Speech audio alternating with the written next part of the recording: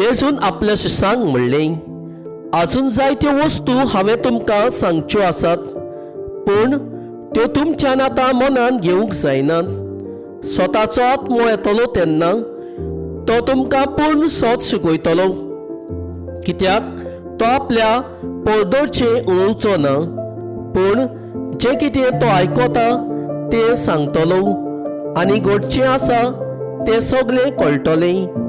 तो म्हाका महिमा दितलो, कित्याक जें तो तुमकां कळयतलो तें तो म्हजे कडसून घेतलो।